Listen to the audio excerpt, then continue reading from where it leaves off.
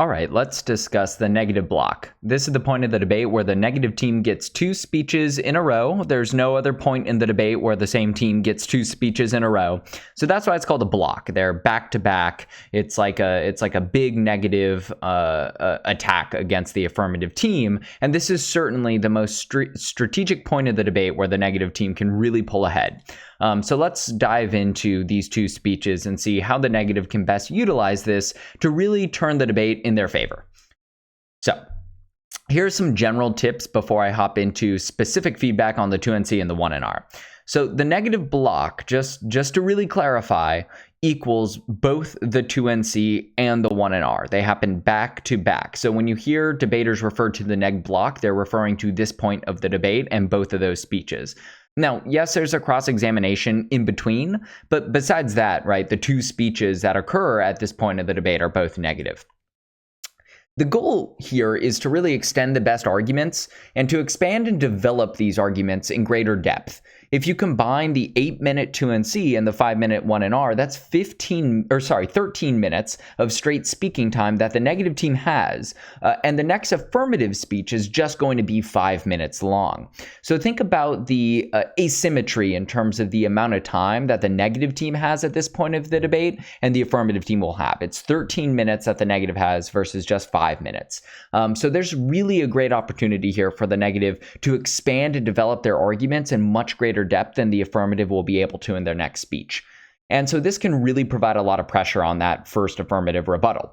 And moreover, right, big picture, you really want to be solidifying the negative strategy and story. If the negative block is done right, the judge should really feel at the end of this point of the debate that the negative strategy and story is airtight so that the 1AR really can't come back from it. That's what you want. A good negative team coming out the gates with a strong 1AC cross-examination, a good 1NC, a good cross-examination of the 2AC, and then the negative block. It should be very hard for the affirmative team to come back. You don't want to be putting all your eggs in the basket and relying on the final speech to need to do so much work to finally convince the judge. You want to make sure that convincing has happened beforehand.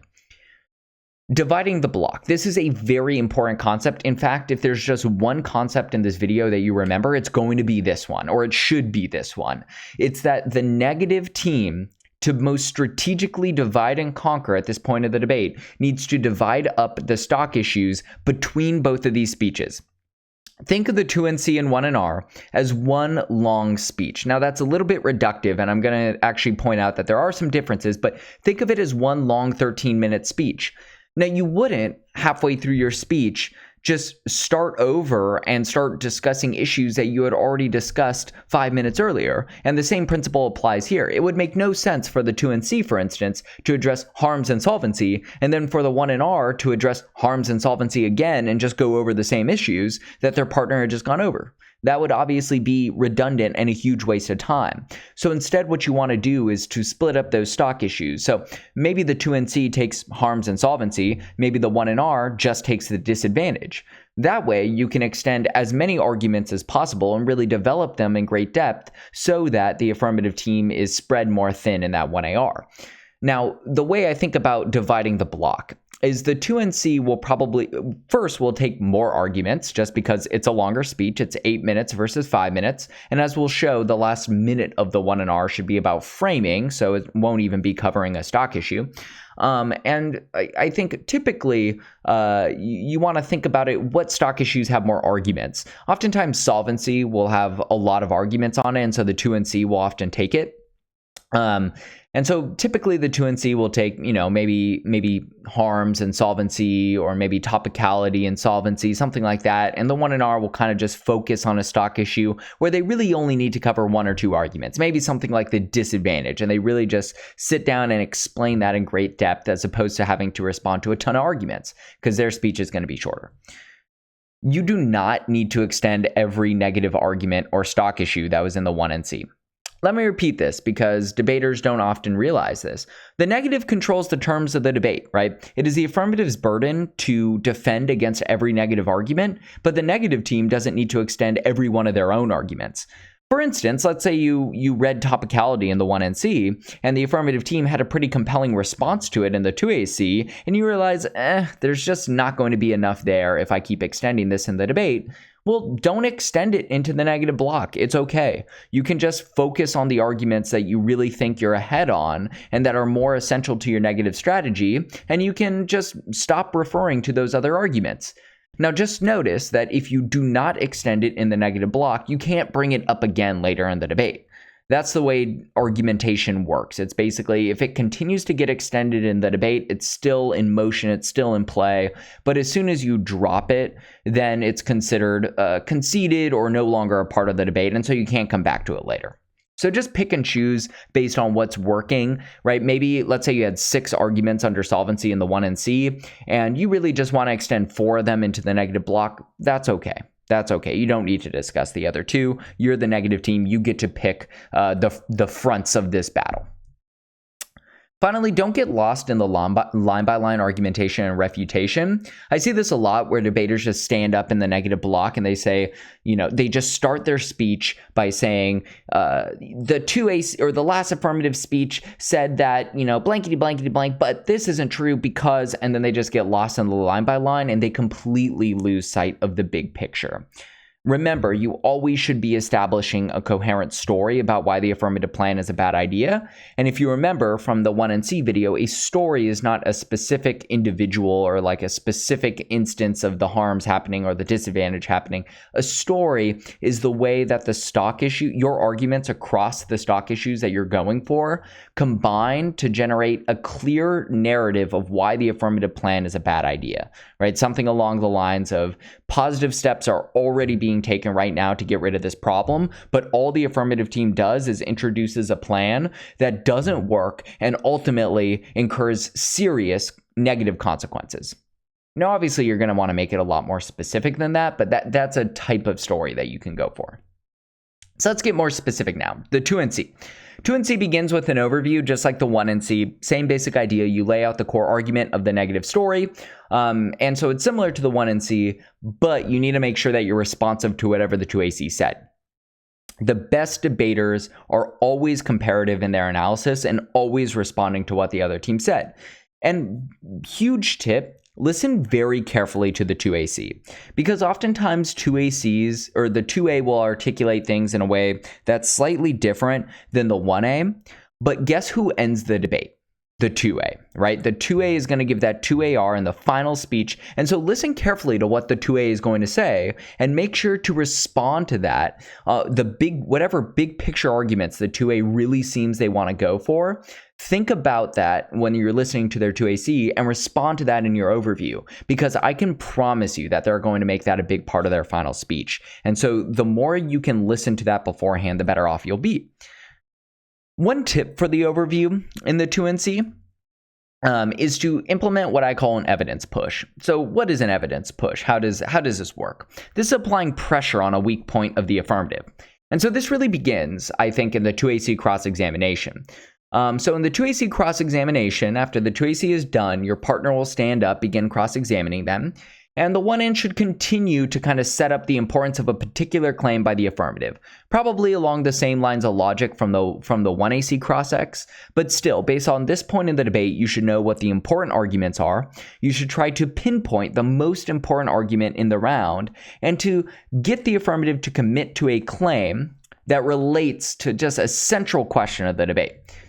And you should get them to commit to that claim, and it needs to be a claim that you know they don't have evidence for, all right? So let's say we're talking about police demilitarization, and the affirmative team is saying that police having military equipment leads them to be more violent. Now, let's say their evidence kind of asserts that claim, but it doesn't really have any statistics to back it up. You should push them and get them to commit to the claim that it leads them to be substantially more violent and leads them to do XYZ bad thing, blah, blah, blah, blah, blah. Really lead them down that rabbit hole. Make it seem as if you're giving them an opportunity to articulate their best argument. Really stress its importance. And then Ask for evidence. Ask for concrete evidence that backs up the particular statistic or claim that they are making in the cross-examination, right? Say, all right, you need to say something along the lines of like, you're saying that ultimately at the end of the day, police having military equipment leads them to kill 2 times as many innocent civilians, right? And they'll say yes. Then you can say, where in your evidence, or can you show me a piece of evidence that actually shows that 2 times as many innocent people are killed because police have military equipment? If you can do that, right, what they'll usually probably do is say, oh, well, we'll read it in our next speech. We don't have it right now. And you'll say, okay, that's fine. Repeat it. Be like, so we can hold you to that. Then in your next speech, you will read evidence saying that, insert exactly what the claim was. And they'll say, yeah, that's good. Trust me, this is good for you. Right after that cross-ex in the 2NC overview, the 2N, probably towards the bottom of the overview, should remind the judge that the affirmative has not yet presented a crucial piece of evidence, and they need to explain why that evidence is so essential for the affirmative, and that how a lack of that evidence on the question proves the entire negative story and strategy. Now, this will put the 1AR in a tricky double bind, because either A, they don't have the evidence, they're not going to read the evidence, and now you've made a big deal of it both in the cross-examination and the 2NC overview, and so that's going to make them look really bad. Or B, they stand up and they have to read this piece of evidence in the 1AR where they're already so pressured on time and they'll inevitably undercover other parts of the debate. Tricky strategies here. Next, after the overview, it should look pretty similar to other speeches. You'll transition to the stock issues, right? So you'll finish that 40 second overview. Then you'll transition to the stock issue. You'll say, first, let's go to the stock issue of harms. Remember to define the stock issue and put the burden on the affirmative, right? Where let's transition to the stock issue of harms. Remember, under this stock issue, it's the affirmative team's burden to prove to you that, insert your analysis, and then explain why they haven't met their burden there.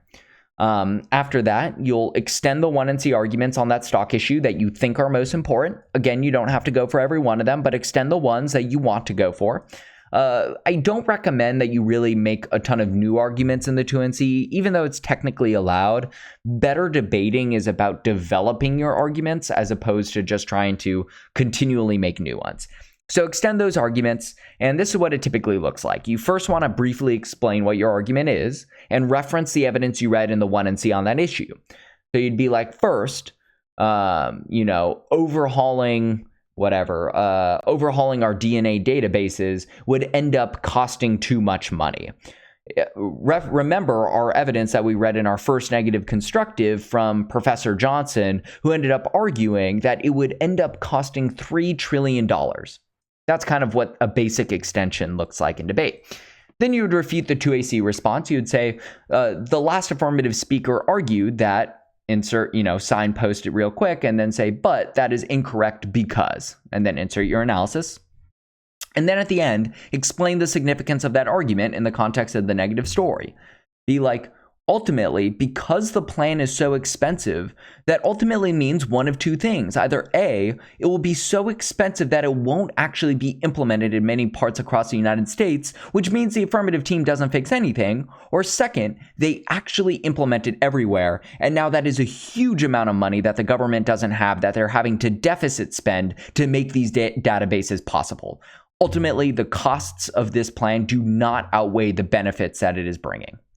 Something like that will really help an audience to understand why the affirmative team or why the affirmative plan is a bad idea. And if you find that ultimately the argument isn't really essential to explaining why the affirmative plan is a bad idea, well, you probably shouldn't be extending it or even reading it in the first place in the debate. And then you rinse and repeat for each stock issue. Again, 2NC, probably 2, maybe 3 max stock issues. If 2 of them are really short, maybe if it was like topicality, harms, and then solvency, maybe you could do it. But you want to make sure that you're not taking on too much. So you'll rinse and repeat that, right? Transition to the stock issue, define the stock issue, put the burden on the affirmative, and then extend the arguments, refute the affirmative's claims, impact it out. You'll end the speech with a short overview that just summarizes the main reason for why the judge should vote negative. It's just a sentence or two, right? And then you'll stand open for cross-examination. Defend the House. Next, the 1 and R. So after that cross-ex, the 1 and R will stand up. Now, the 1 and R, basically same idea as the 2 and C. I'll talk about how the underview is different in just a moment. One important difference, though, is the 1 and R just has a lot more time to prepare. So maybe as you and your partner are thinking about how to divide the block, I typically recommend doing this typically towards the end of the 2AC. So, the affirmative team is speaking, they're going. You and your partner should kind of have a quick pep talk. Make sure you're still listening to the 2AC, but just a real quick chat about, hey, what stock issues should we take? And typically the 2N calls the shots. But a good thing to think about is there a stock issue where you're really going to want your partner to be able to go through the affirmative team's evidence, really read it closely, really come up with good evidence indites, really have like a lot of time to sit there and just prepare their speech? Well, then those arguments should go in the 1 and R. Because think about it. The 1 and R doesn't really have to listen to the 2 and C because all they have to do is prepare for their speech. So they get to sit there for 8 minutes during the 2 and C, then 3 minutes during the cross-examination. And so that functionally gives them 11 minutes of prep time, right? Just by virtue of other things happening in the background. The 1 and R should never take prep time. It's just, you have 11 minutes. You shouldn't need it, right? And so that means that the 1 and R can really focus on framing big picture issues for the judge in this speech and thinking about issues that need more development or substantiation. So once the speech begins, same thing. I guess I didn't mention this for the 2 and C, but it's true for every speech in the debate after the 1AC. Everyone should give a roadmap, right? So the 2 and C should do this, the 1 and R should do this. Just before your time begins, just say, I'll be covering these 2 stock issues in this order. And so 1 and R should begin with a brief overview that connects the story established in the 2 and C to the stock issues that the 1 and R will cover. Make sure that your story is not changing. Like your overview should sound different because you all are covering different stock issues, but you don't want 2 radically different stories. If the 1 and R feels disconnected from the 2 and C, insofar as it feels that you guys are both articulating radically different stories about why the affirmative plan is a bad idea, then ultimately you're not going to have the cohesion that will really help you in the debate. Then it's the same format as the 2 and C for stock issues, right? Again, fewer arguments in the 1 and R. It's a shorter speech, so typically just 1, maybe 2 stock issues. But same format. You transition to the stock issue, you define it, you extend the key arguments from the 1 and C on that stock issue, reference the 1 and C evidence, you refute the 2AC response to that argument, and then you explain the significance. This is exactly the same as what I just went over for the 2 and C, so you probably don't even need to write this down, but it's just the exact same format as the 2 and C once you get to the stock issues. What's different is the underview. And so with a minute, maybe a minute 30 remaining, the 1 and R should lay out 2 to 3 of the biggest framing issues, i.e. the most important issues in the debate round. So remember, this is a rebuttal. This is, after this 1 and R, there's only going to be 1 more negative speech left. So I think it's really important that you start to do framing at this point in the debate. And what you want to lay out for the judge are the most important issues that are going to help them to understand either the flaws with the affirmative team's plan or the flaws with the affirmative team's strategy or arguments. So what are some examples? What are some types of framing issues? First, you could give reasons why your arguments are more important or outweigh the affirmative's arguments.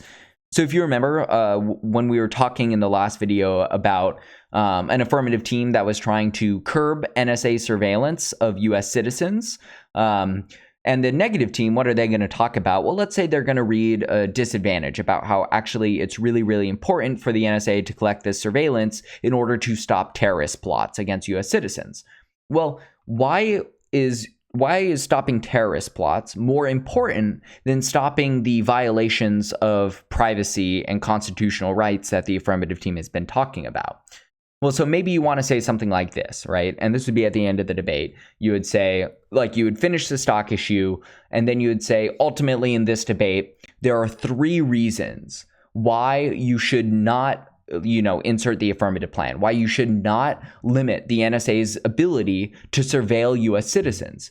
The first is that when it comes to this debate over surveillance, we should worry much more about the concrete risk of a terrorist attack because that actually ends lives than the loss of an abstract principle like privacy. So hopefully you see how that's framing why your terrorism disadvantage is more important than something like privacy. Second, you can provide reasons why the judge should be skeptical of the affirmative team's arguments. You can say something along the lines of, second, like, remember, the affirmative team has continued to insist that experts support their plan, but the only authors that support their plan are all journalists with no national security experience. When it comes to our safety, we should be looking to what experts, like military generals and national security professors, actually have to say, as opposed to just journalists. So notice that's kind of giving the judge a way to evaluate the credibility of all of the arguments in a big picture sense across the debate round. Now, you'll probably be making that argument in specific line-by-line places as you're arguing and refuting specific claims on the stock issues, but notice how much more effective it is to kind of give this sweeping claim that helps to characterize the overall credibility of the arguments in a big picture way by framing it at the end of the speech. Finally, you should remind the judge of the evidence push from the 2NC overview and the 2AC cross-ex.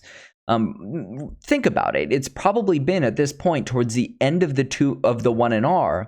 It has now it's been over 15 minutes since the judge heard about the evidence that was so important. So to really solidify it in their mind, imagine if in the 2AC cross-ex you pinned them down, you said, will you read this evidence? They say yes. Then right after that in the 2NC overview, your partner stands up and makes that push again and says, remember, they have to read this evidence in their next speech. It's really important. And then at the end of the 1NR, you remind the judge one final time, like, remember, this piece of evidence is really important. They need to read it.